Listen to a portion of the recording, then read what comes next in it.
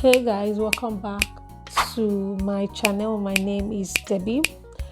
In this video I will be discussing a very important topic that you guys can learn from, even though I am not going to be doing any practical, but I'm sure you're going to learn a lot. And if at the end of this discussion you actually want more, meaning that probably you want a practical video, okay, you can let me know in the comment section so that I can get prepared for that and get the video uploaded on this channel. For me, I would like to refer to these colors as non-convertible colors. If you guys have watched my last video on a convertible color, you would understand what I mean by non-convertible colors. Now, the Peter Pan series introduces the principle of the full roll, partial roll, and flat roll colors. You can apply this principle to all color designs that stay in place when unbuttoned. Okay, now there is a relationship between the color stand, the width, and the neckline. Okay, now you can compare the neckline edge of each color to that of the basic neckline. You can compare the width of each color to the height of the collar stand. I hope you really understand what I'm trying to say here. So it is very important to understand what this relationship is all about. Okay, now the height of a collar stand is being controlled by the amount of the overlap at the shoulder tips of the front and the back patterns. Now, for you to be able to draft the pattern for this Peter Pan collar, you need to bring the basic bodice patterns together. I mean both the front and the back. A particular thing that is very important for you to do at the shoulder part of this basic bodice patterns, and this is a kind of overlap. Okay, it's a kind of overlap. There's going to be an overlap for you to be able to draft this Peter Pan colors. And Peter Pan colors come in various forms. I named this about 3, and I have mentioned it before: full roll, partial roll, and flat roll.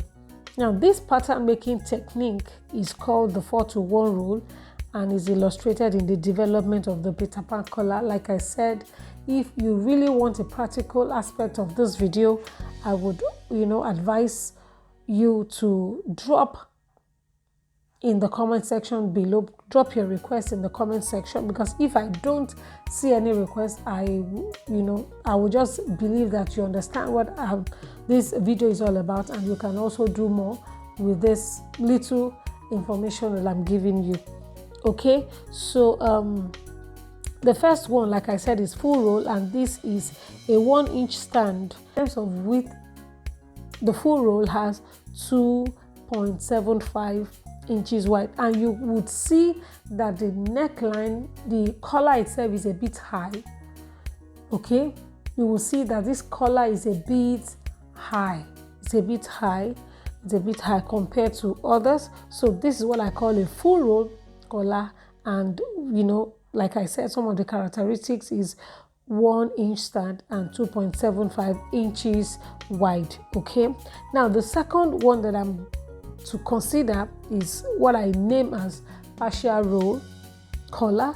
Partial roll. A partial roll has 1/2-inch stand and 3.5 inches, width of collar. So, and of course, you would notice that the first one, which is the full roll, is a bit higher than the one, the partial roll collar, and the difference is in the stand. The difference is in the stand and also in the width as well. Okay, so and that's why I said there is a relationship between the collar stand, the neckline, and the width. Okay, the stand, the width, and the neckline of the collar. Okay, so these work hand in hand. It works together, so you need to really understand this. So, and the last but not the least is the flat roll, and it has 1/8 inch stand.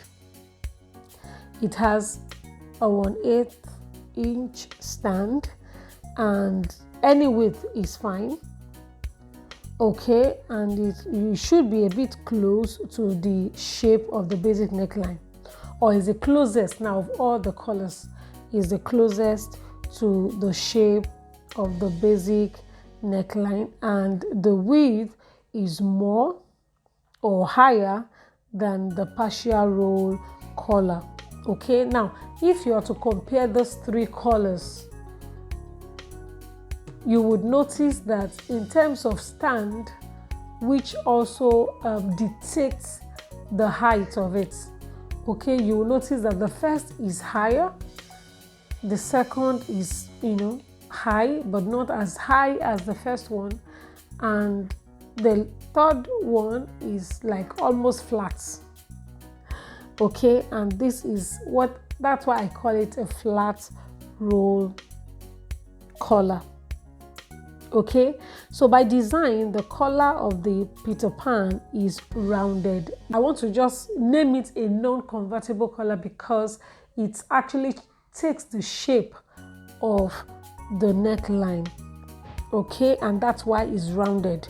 The front part of a collar can be designed to any length or width, but must blend with the back collar at the shoulder line. So now if you are going to draft your pattern, you should consider the shoulder line, the front part of the collar, because this has to blend properly with the back. It has to blend properly with the back collar, and this has to connect well at the shoulder line. So like I said earlier, you want a practical approach to this. Let me know in the comment section. Okay, so the width of the collar is limited by the desired height of the collar. Okay, so this is what this video is all about, and with this few points of mine, I hope that have been able to explain to my own capacity what Peter Pan colors are and how you can, draft it, even though there is no practical in this video. But of course, with this little information that you have received, I want to believe you will make good use of it. So thank you so much for watching, and I will be seeing you in the next video. Bye.